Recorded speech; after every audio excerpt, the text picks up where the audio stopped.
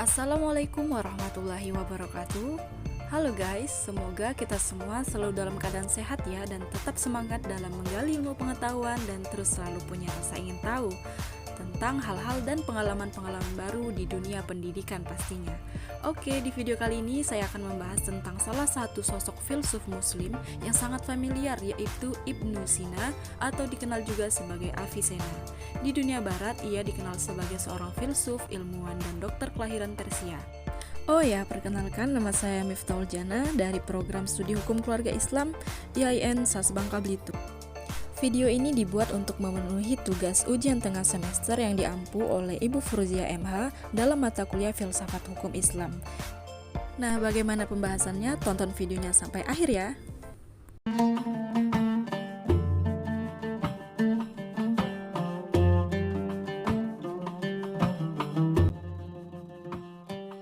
Nah, dalam video ini kita akan membahas mengenai biografi, karya, serta pemikiran filsafat seorang Ibnu Sina. Ibnu Sina bernama lengkap Al-Syah Al-Rais Abu Ali Al-Husain bin Abdallah bin Sina atau Avicenna. Lahir di daerah Bukhara, Afshana tahun 980 Masehi yang sekarang berganti menjadi Uzbekistan, kemudian Persia.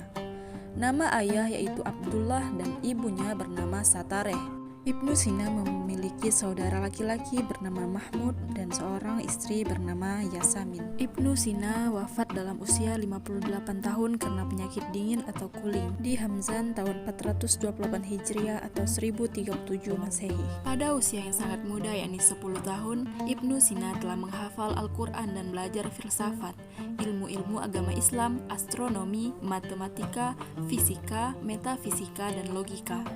Ia belajar ilmu kedokteran pada seorang Masehi yang bernama Isa bin Yahya. Pada usianya yang ke-16 tahun, Ibnu Sina telah menjadi seorang dokter dan mampu memecahkan masalah pengobatan dengan melalui metode eksperimen yang dilakukannya, termasuk mengobati Sultan Bukhara Nuh bin Mansur, dan berhasil sembuh sehingga ia diberi kesempatan membaca buku-buku yang ribuan banyaknya di dalam perpustakaan Sultan. Dengan daya ingat yang dimilikinya, Ibnu Sina dapat menguasai sebagian besar isi buku-buku tersebut walaupun usianya ketika itu baru menginjak 18 tahun. Pada usianya yang ke-22 tahun, ia hijrah dari Bukhara menuju Jurjan, kemudian ke Khawarizm. Akibat kekacauan politik, ia berpindah dari suatu daerah ke daerah lainnya, dan pada akhirnya sampai ke Hamazan. Oleh Syamsuddaulah, penguasa daerah ini, ia diangkat menjadi menteri beberapa kali, dan akhirnya ia pindah ke Isfahan dan mendapatkan sambutan yang istimewa dari penguasa daerah ini.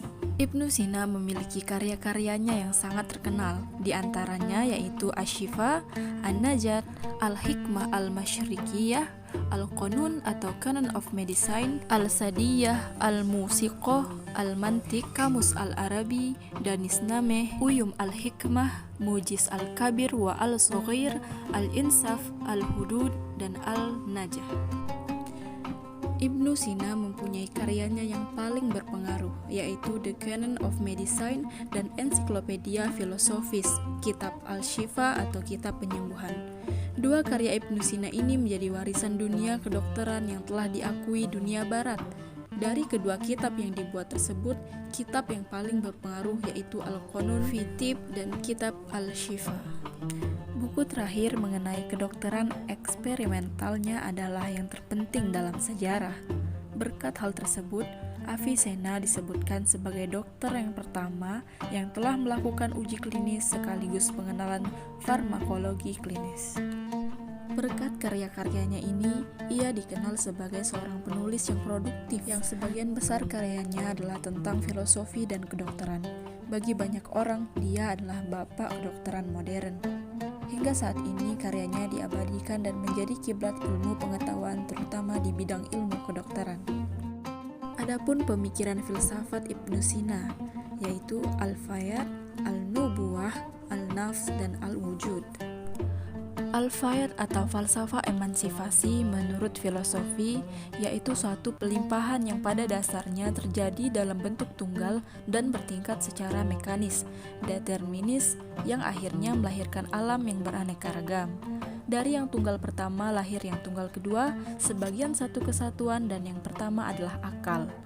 Menurut Ibnu Sina, akal pertama mempunyai dua sifat, yaitu sifat wajib wujudnya sebagai pancaran dari Allah dan sifat mungkin wujudnya jika ditinjau dari hakikat dirinya. Dengan demikian, akal pertama ini mempunyai tiga objek pemikiran, yaitu Tuhan, dirinya sebagai wajib wujudnya, dan dirinya sebagai mungkin wujudnya. Kemudian falsafah jiwa atau al-nafs. Menurut Ibnu Sina, jiwa memancar dari akal yang dapat dibuktikan melalui tiga cara, yaitu yang pertama ketika manusia merenungkan dirinya, pada waktu itu secara sadar ia mengenal bahwa dirinya ada selama hidupnya.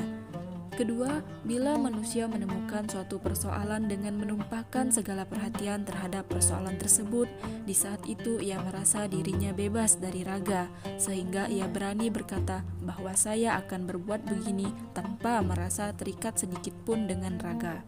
Dan yang ketiga, manusia mampu menghimpun aktivitas-aktivitas fisik, organisme yang dilakukan tanpa kesulitan.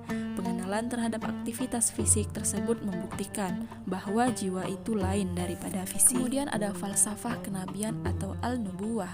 Ada kalanya Tuhan menganugerahkan kepada manusia akal material yang besar dan kuat, yang menurut Ibnu Sina diberi nama al-hajj.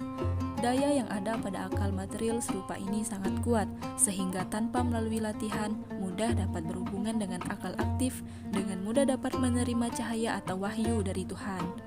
Akal serupa ini mempunyai daya suci atau quwah qadasiyah, dan inilah bentuk akal tertinggi yang dapat diperoleh manusia. Namun, akal ini hanya terdapat pada para nabi. Dan yang terakhir yaitu falsafah wujud atau al-wujud.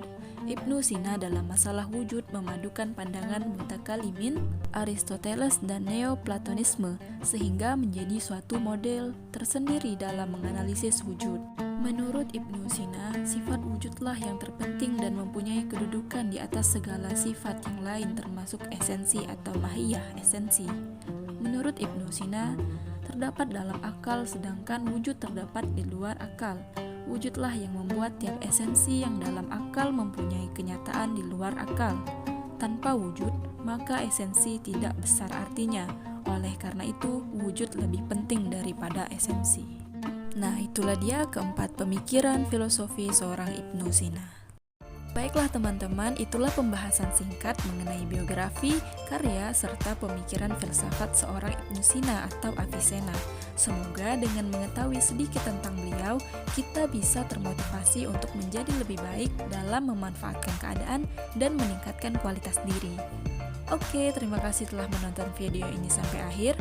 Apabila terdapat kekeliruan, saya mohon maaf. Terima kasih. Wassalamualaikum warahmatullahi wabarakatuh.